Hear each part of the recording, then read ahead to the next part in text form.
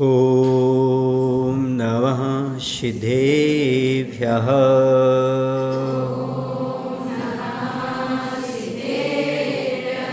ॐ नमः सिद्धेभ्यः।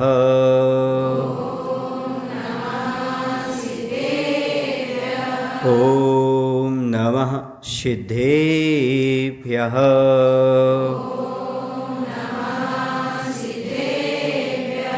जीवमजीवं दौवं जिनवर्वसहेण जैन नेदिष्ठं देविन्दविन्दवन्दं वन्दे तं सौदा शिरसा वन्दे तं सौदा शिरसा। बोले अहिंसा परमो धर्म की जय। बोले आचार्य नेमिचंद महाराज की, आचार्य गुरुदेव भगवान श्री विद्यासागर जी महाराज की, आचार्य श्री समय सागर जी महाराज की।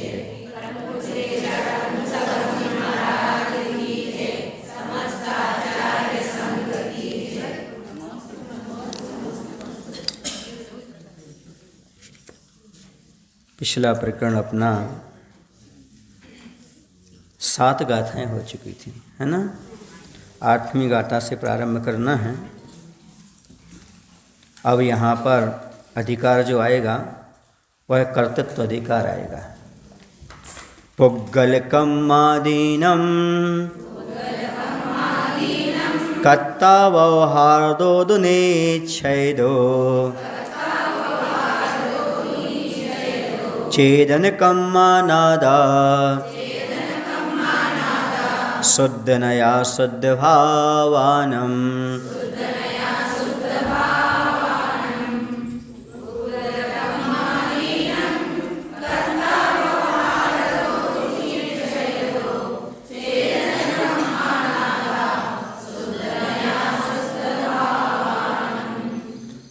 आदा जीव आत्मा व्यवहार पुग्गल कम्मादीनम निश्चय नैदो चेदन कम्मानदो शुद्धनया शुद्ध भावानाम कर्ता।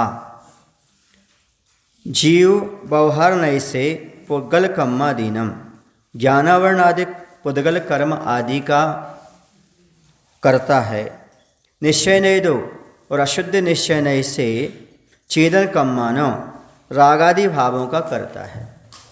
तू और शुद्ध नया शुद्ध निश्चय नय से शुद्ध भावानम शुद्ध दर्शन और शुद्ध ज्ञान आदि भावों का करता है। देखो यहाँ पर 3 प्रकार से नय की अपेक्षा कर्ता माना गया है।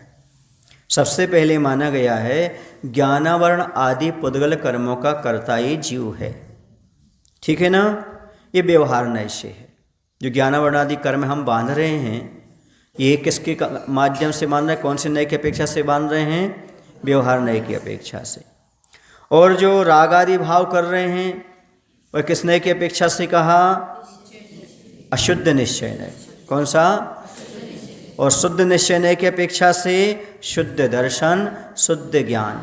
इस प्रकार से यहाँ पर नय विवक्षा लेकर के कर्ता के रूप में जीव को स्वीकार किया गया है।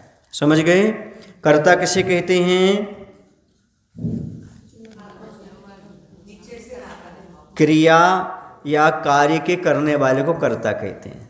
किसे कहते कर्ता, क्रिया और जो या कार्य को करने वाला है उसे कर्ता कहा करते हैं। समझ गए। अभी व्यवहार से नहीं लिया, अभी निश्चय मत कर्ता कहते किसे हैं ये समझना है। समझ गए ना। कर्ता किसे कहते हैं, जो क्रिया या कार्य को करने वाला है उसको क्या कहते हैं, कर्ता कहते कार्य करता है। समझ गए ना।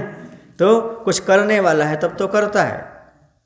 तो पुद्गल कर्म कौन कौन से हैं यहाँ पर, ज्ञान आवरण दर्शन आवरण आदि जो 8 कर्म है ये कौन है, पुद्गल द्रव्य हैं, है ना। 6 पर्याप्तियाँ हैं, 3 शरीर हैं, ये सब क्या हैं, पुद्गल कर्म। इनको करने वाला कौन है, इसका बंद करने वाला कौन है, जीव। किस नय की अपेक्षा से है, व्यवहार नय की अपेक्षा से हम कर्म बंद कर रहे हैं। क्या कर रहे हैं, 24 घंटे हमारा ही चल रहा है, एक भी पल नहीं रुका, एक भी क्षण नहीं रुका जिस समय ये पुद्गल कर्मों का आप बंद ना कर रहे हैं। प्रत्येक जीव निरंतर लगातार कर्म का बंद कर रहा समझ गए ना? इसलिए करता भी है। कैसा है ये जीव? करता भी है। कर्तृत्व अधिकार ये बताता है कि यह जीव करता है। कैसा करता है? तो ज्ञान आवरण आदि कर्मों का भी करता है, राग द्वेष आदि भाव का भी करता है और शुद्ध भावों का भी करता है। अब नए अपेक्षा लगा करके अलग अलग रूप से हम कह देंगे। जैसे ज्ञानावरण आदि पुरगल कर्मों करता है तो व्यवहार नय से है, राग द्वेष आदि मोह आदि करता है तो अशुद्ध निश्चय नय से है, और शुद्ध ज्ञान दर्शन का करता है तो शुद्ध निश्चय नय से। समझ गए? व्यवहार से कई बार तो पर का कर्ता भी बन जाता है। क्या बन जाता है? पर का भी कर्ता बन जाता है, पर को निमित्त बन जाता है। क्या बोलते हैं उसको? निमित्त रूप में, कर्म बांधने में, कर्म की नजरा में आदि में सहयोगी भी बन जाया करता है। तो पुद्गल कर्म आप समझ गए। ज्ञान वर्ण दर्शन वर्ण आदि जो कर्म हैं इन सबको करता है कौन? जीव। प्रत्येक जीव जो संसार अवस्था में अभी पड़ा हुआ है वह ये सबका करता है। ठीक है? हम सभी लोग क्या कर रहे हैं? कर्म का बंध कर रहे हैं। कौन से कर्म का बंध कर रहे हैं? ज्ञान आवरण आदि। ये किसने की अपेक्षा? व्यवहार नहीं की अपेक्षा। राग द्वेष मोह आदि भाव कर रहे हैं, ये अशुद्ध निश्चय नहीं की अपेक्षा। शुद्ध ज्ञान दर्शन आदि के करता हैं, वह किसकी अपेक्षा? हाँ। और भी देखो, व्यवहार नहीं से यह जीव घटपट आदि का करता भी है। घट माने घड़ा बनाने वाला भी है, पट माने वस्त्र बनाने वाला भी है। मतलब ये सारी चीज़ जो व्यवस्था कर रहे हैं ये व्यवहार नय से ही करते हैं। जो भी कार्य आप करते हैं, जो कुछ ही बनाते हैं, व्यवहार नय से। चटाई का करता भी है, व्यवहार नय से चटाई भी बनाता है, आदि आदि जो भी ये बना रहा है पुद्गल पदार्थों में, जो भी व्यवस्था कर रहा है, ये सब व्यवहार नय से कार्य चल रहा है। समझ गए? आप किसान हैं, खेती आदि करते हैं ना, ये सारी चीज़ें तो व्यवहार नय से ये करता हो जाता है। और जीव अशुद्ध निश्चय नय से ले लिया तो राग द्वेष आदि भाव। जीव भाव जब राग द्वेष आदि करता है तब पुनः पुद्गल कर्मों का पुनः बंद हो जाता है। कर्म के उदय से राग द्वेष आदि भाव होते हैं, राग द्वेष आदि भाव में वह कर जाता है, उस समय परिणमन कर जाता है, तो पुनः पुद्गल कर्मों का बंद हो जाया करता है। सकसायात्वा जीवा, कसाय सह जीव का योग्यान पुद्गलान दत्ते संबंधा, योग्य पुद्गल कर्मणाओं का बंद हो जा, कर्मों का बंद हो जाना, सो ये कहलाता है बंद कहलाता है, मिल जाना। तो इस प्रकार से यह जीव कर्म का बंद करता रहता है और शुद्ध निश्चय से शुद्ध ज्ञान और दर्शन आदि का भावों का करता है। समझ गए आप लोग? राग द्वेष आदि आत्मा के हैं कि नहीं है? हैं? आत्मा के हैं। किस नय की अपेक्षा से हैं? अशुद्ध निश्चय नय की अपेक्षा से। और पुद्गल कर्म आत्मा के हैं, ज्ञानावरण आदि के नहीं हैं? बोलो ना। हैं। किस नय की अपेक्षा से हैं? बोलो। व्यवहार नय की अपेक्षा से। पुद्गल कर्म ज्ञानावरण आदि के से हैं, व्यवहार नय की अपेक्षा से हैं। और ज्ञान दर्शन का कर्ता शुद्ध निश्चय नय से। समझ गए आप लोग कि नहीं? अब आप नकार नहीं सकते कि राग द्वेष मैं नहीं करता, मैं राग द्वेष से रहित हूँ। नहीं, व्यवहार में आप राग द्वेष करते हैं और राग द्वेष सहित हैं। समझ गए आप लोग कि नहीं? आप लोग क्रोध करते हैं कि नहीं करते? क्रोध आत्मा का है कि नहीं है?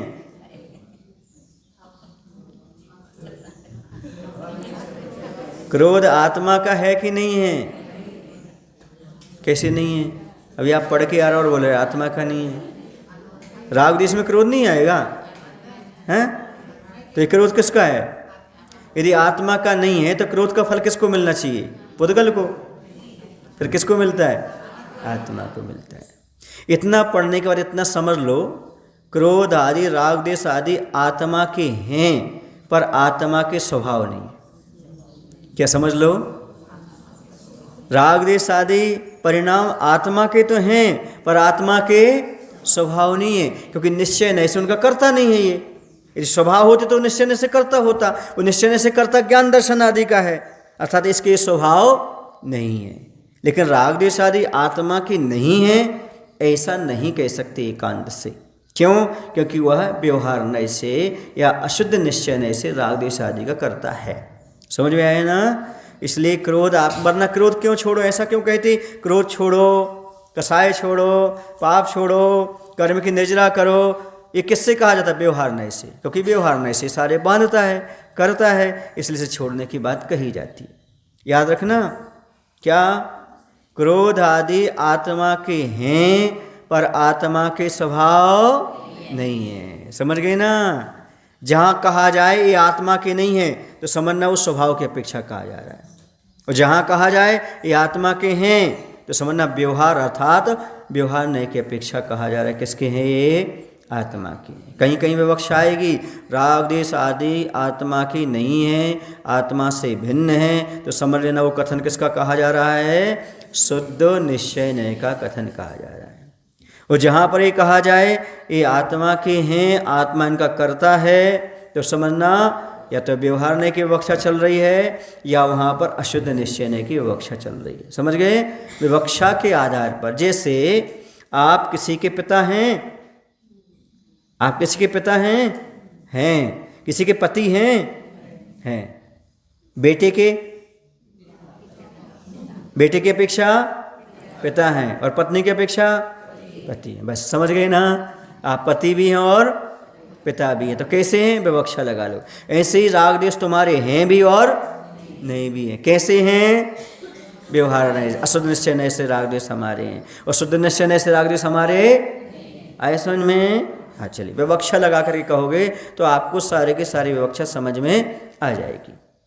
यदि राग द्वेष आदि हमारे नहीं होते तो राग द्वेष किसके होते हैं? क्या पुद्गल के होते हैं? क्या राग द्वेष किस में होते हैं? पुद्गल में होते हैं? क्या धर्म में होते? क्या धर्म में होते? काल में होते? क्या किस में होते हैं? आत्मा में होते हैं। समझ गए ना? हम सर्वथा राग द्वेष से रहित हैं ऐसा मानना नहीं। ऐसा मान लोगे तो कभी राग द्वेष छोड़ ही नहीं पाओगे। समझ में आ रहा? इसे राग द्वेष आत्मा के ही परिणाम हैं। राग द्वेष जैसे ही करते हैं वैसे ही कर्म का बंध आ जाता है, कर्म का बंध हो जाता है, और जैसे कर्म का बंध होता है फिर बाद में उदय में आता है, फिर राग द्वेष कर जाता है। तो उपाय क्या है राग द्वेष से बचने का? राग द्वेष से बचने का उपाय यही है, कर्म के उदय में गाफिल नहीं होना।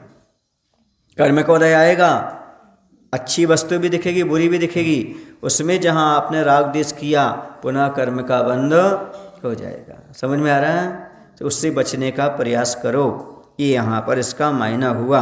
तो राग द्वेष आदि अशुद्ध निश्चय नय से आत्मा के क्यों कहते हैं? आत्मा के इसलिए कहते हैं क्योंकि कर्म रूप उपाधि से उत्पन्न होने से राग द्वेष आदि अशुद्ध कहलाते हैं, और जिस समय राग द्वेष आदि होते उस समय अग्नि में तपे हुए लोहे के गोले के समान तन्मय होने से निश्चय कहा जाता है। इस तरह राग द्वेष आदि अशुद्ध निश्चय नय से आत्मा के कहे गए हैं, क्योंकि वह तन्मय हो जाता है, उस रूप हो जाता है, उसकी परिणति राग द्वेषमय हो जाती है।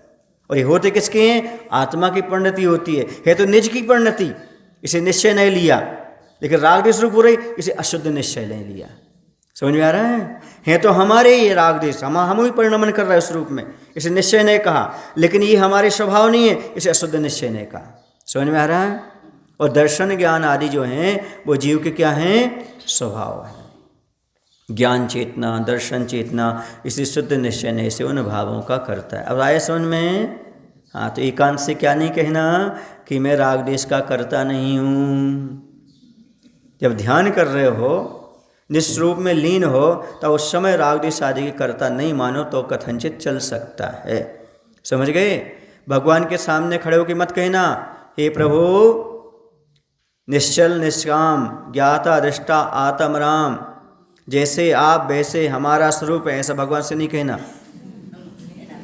समझना? तो भगवान के पास क्यों गए? ऐसा बोलने गए क्या?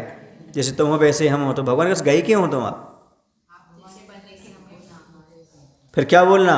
प्रभु पतित पावन में अपावन रण आयो शरण जी। समझ गए ना?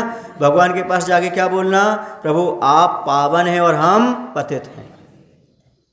और जब निश्चय में बैठो, ध्यान में बैठो, तभी चिंतन करना जैसे भगवान का स्वरूप है वैसा मेरा स्वरूप है, मैं राग द्वेष आदि विकारी भावों से रहित हूँ। लेकिन भगवान के सामने जाकर नहीं बोलना कि भगवान जैसा आपका स्वरूप है मेरा, तो भगवान को गाली देने आए कि स्तुति करने आए हो? भगवान को बताने आए हम आप जैसे हैं क्या? इसकी थोड़ी आवाज़ खोल सकते हो। तो ये बताने की आवश्यकता नहीं है, समझने की आवश्यकता है। देखो इसको गलत किया, देखो भाई सुनो, उसको मत करो करना, तो इसको थोड़ा ऐसा करो, ये कौन कर देता पता नहीं। रोज की विवक्षा है। हाँ ऐसा, अब थोड़ा सा आएगा हमारे पास तक, मामूली कर दो मामूली। तो समझ रहे आप, किस बात को समझे? समझे आप भगवान के सामने क्या बोलना है? हे प्रभु पतित पावन मैं अपावन। और जब ध्यान में बैठो तब जैसे भगवान का स्वरूप है वैसा मेरा स्वरूप है, मैं ज्ञान दर्शन स्वभावी हूँ। भगवान के सामने नहीं बोलना, गुरु के सामने नहीं बोलना, चिंतन का विषय सामयिक समय। और जब भगवान के सामने जाओ तो भगवान आप जैसा पावन मैं कब बन जाऊं। जैसे आप लोग चौके में भजन गाते ना, तो आचार्य से कहते विवेक नहीं रखते भजन गाते समय। वहाँ भक्ति परक भजन होना चाहिए, वैराग्य परक नहीं होना चाहिए। कैसा नहीं होना चाहिए?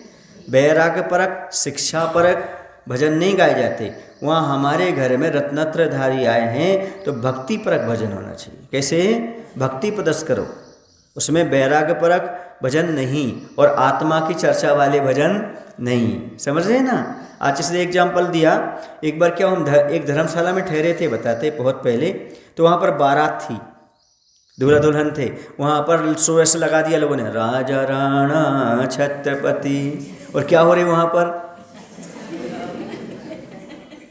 अब महाराज के आहार हो गए, आप बोल रहे हो क्या, दिपेचा में चादर मणि।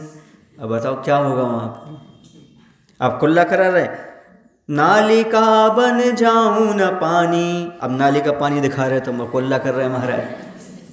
बोलो ना भाई, मुझे निर्मल गंगा जल ही बनाना। उस समय विवेक रखना, कहाँ कौन सा भजन गाना, कहाँ कौन सी स्तुति करना, इन नई विवक्षा क्यों दी, कहाँ पर किस प्रकार के करना, ये समझने की आवश्यकता है। समझ में आ रहा है आप लोगों को? आ रहा ना? हर जगह समझने की आवश्यकता, कहाँ कौन से शब्द बोलना चाहिए। जैसे आपने बोला राम नाम सत्य है, ये कहाँ बोलते हैं आप लोग? कहाँ बोलते हो? जब कोई चला जाता है तो राम का नाम असत्य है क्या? पर नहीं, जो व्यवहार में चल रहा है उसे थोड़ा ध्यान तो रखना पड़ता है। हाँ, उनका तो राम नाम सत्य हो गया। तो क्या जब तक आदमी जीवित रहता नाम का नाम असत्य रहता है क्या? बोलो ना। इसी प्रकार से भजन क्या ठीक नहीं है, आत्मा के भजन या नहीं। विवक्षा देखो कहाँ पर किस प्रकार से हमें बोलना चाहिए, कहना चाहिए, ये विवेक हमारे पास अवश्य होना चाहिए। समझ में आ रहा है कि हम कौन सा भजन गाएं, कौन सी स्तुति बोलें। भगवान के सामने हमें ये नहीं बताना कि हमारा आपके जैसे स्वरूप है, भगवान को ये बताना हम आप जैसे स्वरूपवान बन जाएं, वो शक्ति हमारे अंदर भी प्रकट हो जाए, ये बताने की आवश्यकता है। समझ में आया? बोलो ना भाई। हाँ, अब मान लो आप लोग कहीं पर अच्छे उत्सव में गए हो। कहाँ गए हो? उत्सव में अच्छा माहौल बना हुआ है, वहाँ पर अब आत्मा के गीत गाने लगो तो बनेगा क्या? नहीं बनेगा। वहाँ पर तो भगवान की स्तुति करना है। क्या करना? गुरु की स्तुति करना है। मंगलाचरण उसी का नाम है, जहाँ पर देव शास्त्र गुरु की कीर्तन किया गया हो उसका नाम मंगलाचरण है। ये माटी के पुतले तुझे कितना अभिमान है, ये भजन नहीं गाना मंगलाचरण में। कौन सा भजन नहीं गाना?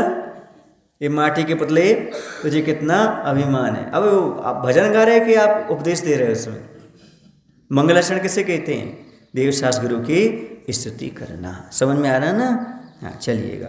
अब आप लोग ध्यान रखना, मंगलाचरण करने से पहले हमारा मंगलाचरण स्तुति परक होना चाहिए, भक्ति परक होना चाहिए, तभी वह मंगलाचरण की कोटि में आता है। समझ गए? तो ये नए विवक्षा होना बहुत जरूरी। जो नए को नहीं समझता है वह स्वयं का और पर का घात करने वाला होता है। अभी कौन सा हो गया अधिकार आपका? कर्ता अधिकार हो गया। ये कर्तापन ही हमें दुखी बना रहा है। मैं इसका करता हूँ, मैं इसका करता हूँ, मैं इसका करता हूँ। आचार्य कहते करता करता कब तक करता रहेगा? कब तो कर्तापन से ऊपर उठो, कर्तव्य समझ के करो। जैसे एक समाज के कार्य करते हो, परिवार के कार्य करते हो, तो मैंने ऐसा किया, मैंने ऐसा किया, तुमने कुछ नहीं किया। फिर कर्तापन से ऊपर उठो, क्योंकि तुम जितना कर रहे हो कर्म का बंध तो हो रहा है, उसके साथ साथ जो कर्तापन की बुद्धि है वो संसार में भटकाने वाली है। समझ गए। अब आता है भोक्तृत्व अधिकार। गाथा नंबर 9। व्यवहारा सुह दुखम पुग्गलकम फलम पहुंजेदी आदानि चैनैदो चेदन भावम खुआदस्यो।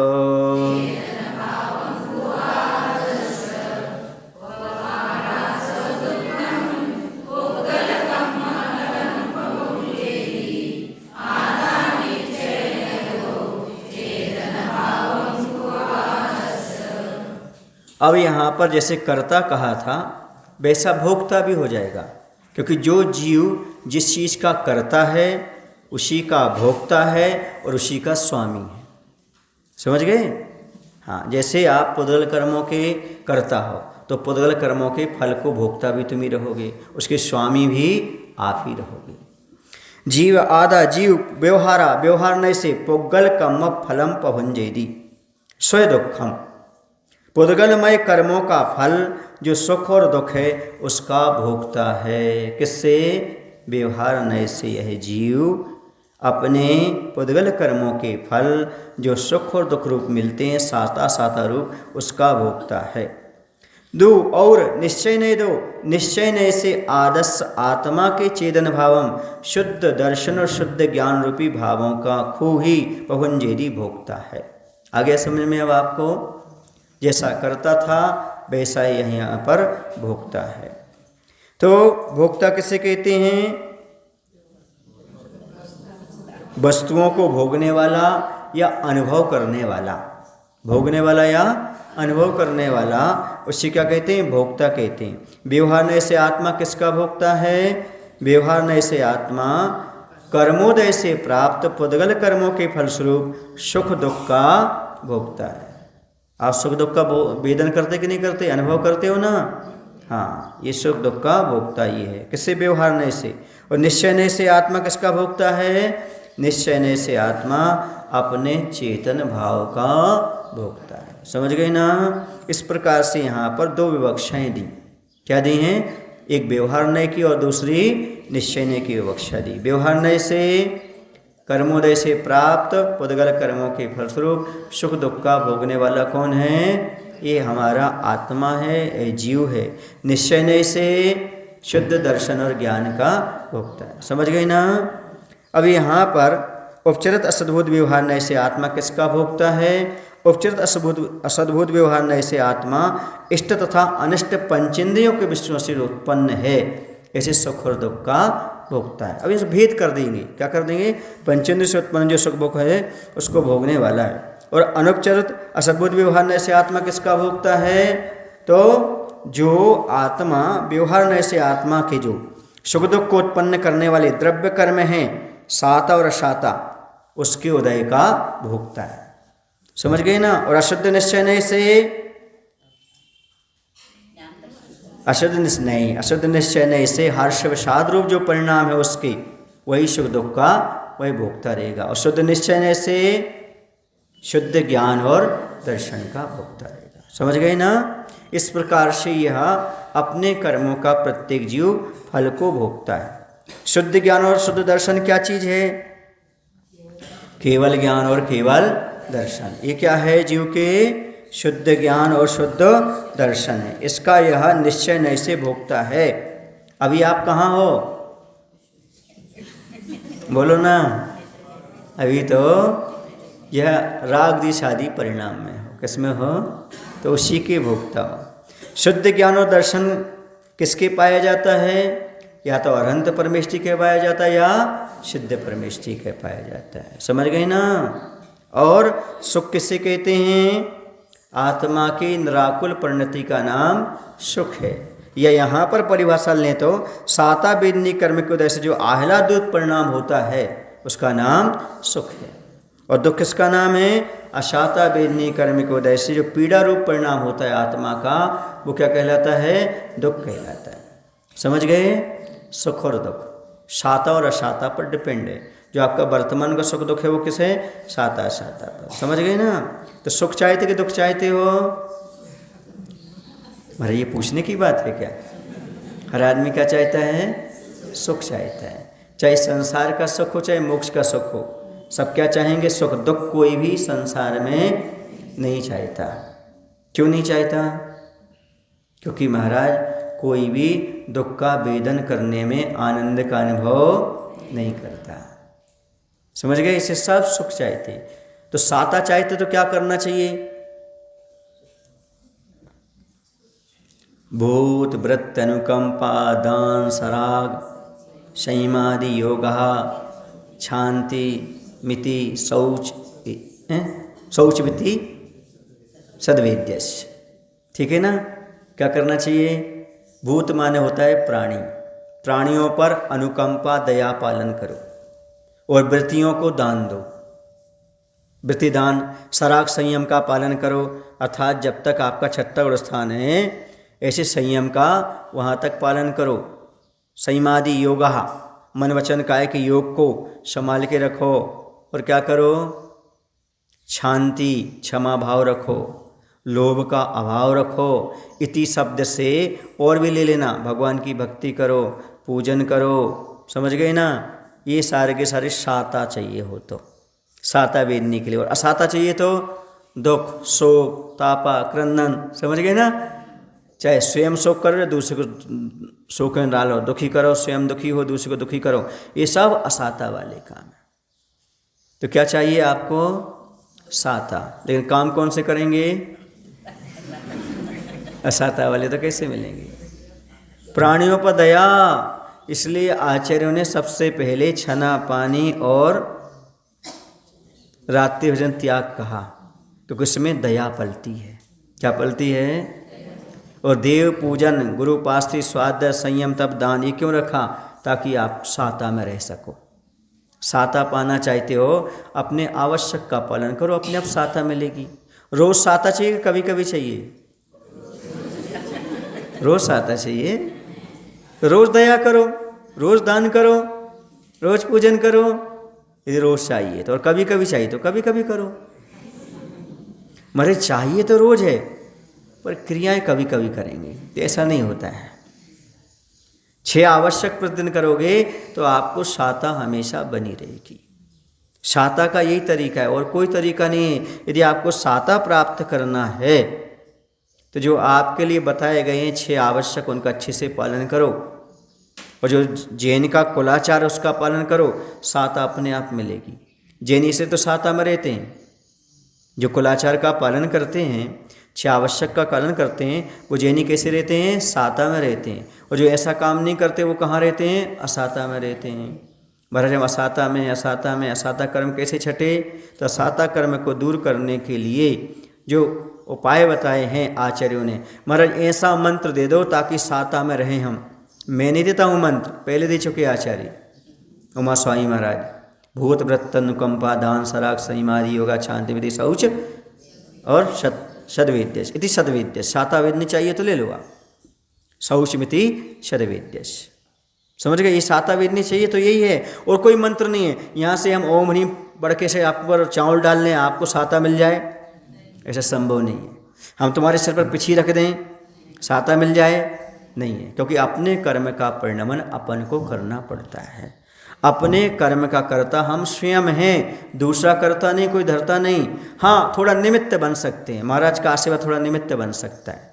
वो भी आपने नमस्कार किया सो साता मिल गई, आपने दान दिया तो साता मिल गई। बोलो सही है ना? महाराज ने क्या दिया? महाराज का निमित्त मात्र मिला आपको। कार्य तो आपने किया, भाव तो आपने किया। बहुत सारे लोग महाराज के पास आते हैं, सबके काम सिद्ध क्यों नहीं होते? किसी किसी से क्यों होते हैं? उन्होंने अपने भावों से काम किया तो उनके होते हैं। जो मात्र काम के लिए आए थे उनके काम नहीं होते। हाँ, सीधी बात है। जो मात्र काम की इच्छा लेके आए थे उनके काम नहीं होते। इसलिए मैं कहता हूं, काम ना करो पर कामना तो करो। समझ गए ना? काम करो, कामना ना भी करो तो भी आपको फल की प्राप्ति हो जाएगी।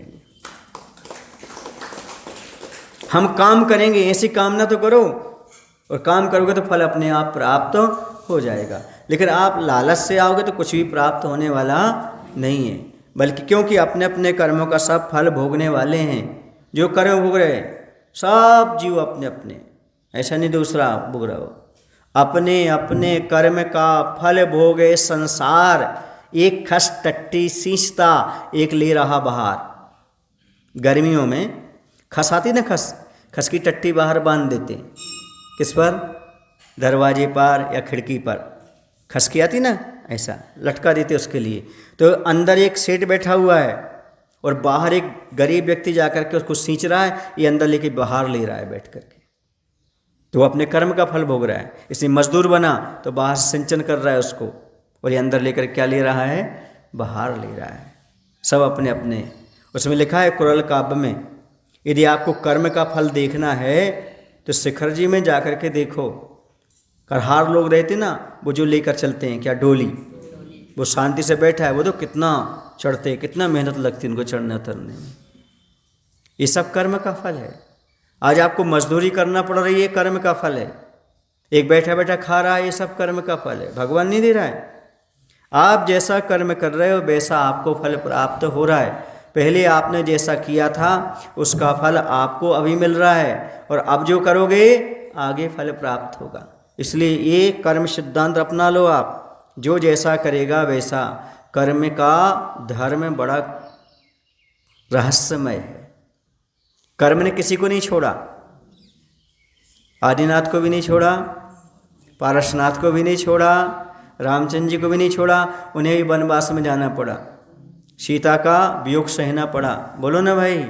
अंजना सती को भी गुफा में हनुमान को जन्म देना पड़ा, कृष्ण की माता को भी जेल में कारागृह में रहना पड़ा, वहाँ जन्म हुआ। बोलो, कर्म किसी को नहीं छोड़ता। तुम भगवान बन रहे हो कोई बात नहीं, बनो, लेकिन कर्म तो सबको भोगना ही पड़ेगा। ऐसी कर्म की बात को समझो। ये मात्र पढ़ कर के छोड़ना नहीं है, हमें ये समझना है जो हम कर रहे हैं वर्तमान में राग द्वेष, इसके कर्ता भी हम हैं, और जो कर्म बंधेगा उसके फल की भोक्ता भी।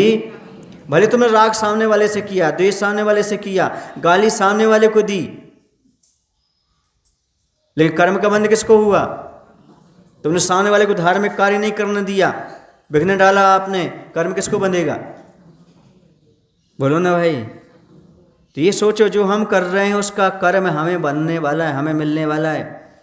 जो कुछ इस संसार की चीज़ें इकट्ठे कर रहे हो, इकट्ठा करने में ये सारी चीज़ें आपके साथ नहीं जाएंगी, लेकिन इकट्ठा करने में जो राग द्वेष और पाप किया है वो तुम्हारे साथ जाने वाला है। जो कुछ भी आप कर रहे हो, इकट्ठा करने में जो पाप किया है वो जाएगा, इकट्ठी की हुई सामग्री आपके साथ जाने वाली, इसका ध्यान रखो। इकट्ठा करना तो सरल है, सबको सब करना, लेकिन एक कर्म जो बंध रहा है इसके बारे में विचार करो। एक कर्म दूसरे को नहीं भोगना, दूसरे के निमित्त तुम पाप कर रहे हो, वो यहीं रह जाएगा, नरक में भोगने तुम्हीं को जाना पड़ेगा। वो तुम्हारे साथ नहीं बांटने वाले सुख दुख। घर वाली द्वारे तक जावे, बेटा अग्नि लगावे।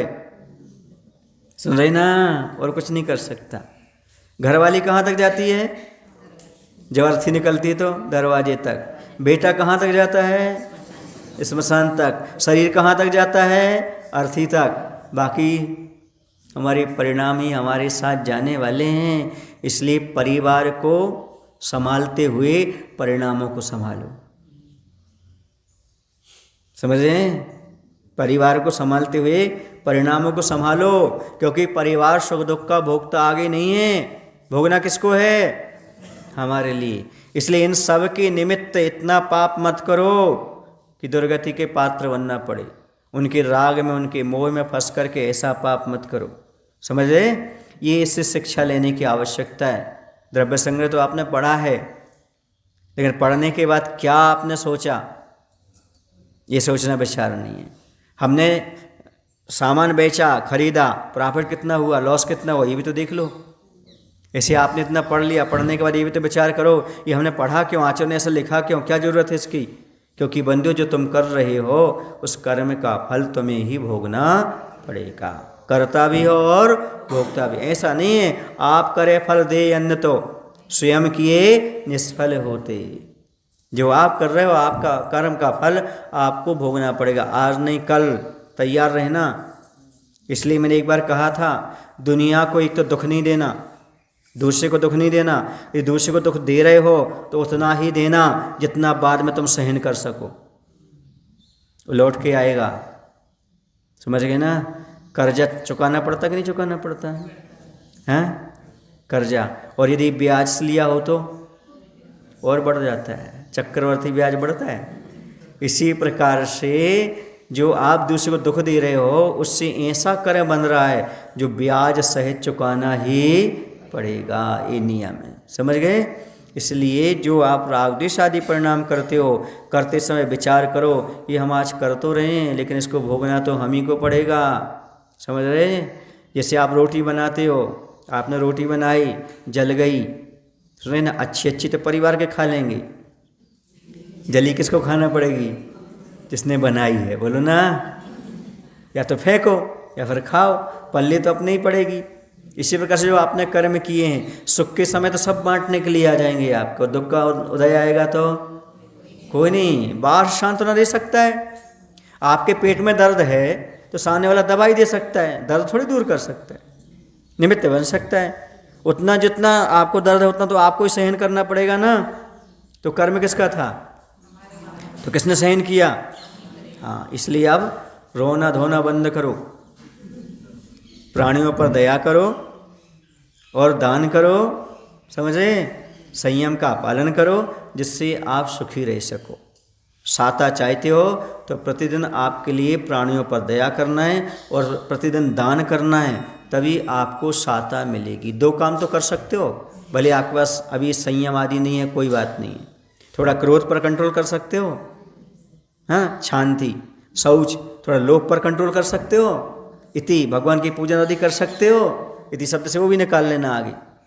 ये काम तो करो, साता चाहते हो। अकेले हॉस्पिटल जाने से साता नहीं मिलेगी, अकेले चिल्लाने से साता नहीं मिलेगी, और दुख से घबराने से दुख नहीं छूटेगा। ये क्रियाएं करो जिसके माध्यम से आप असाता से बच सको।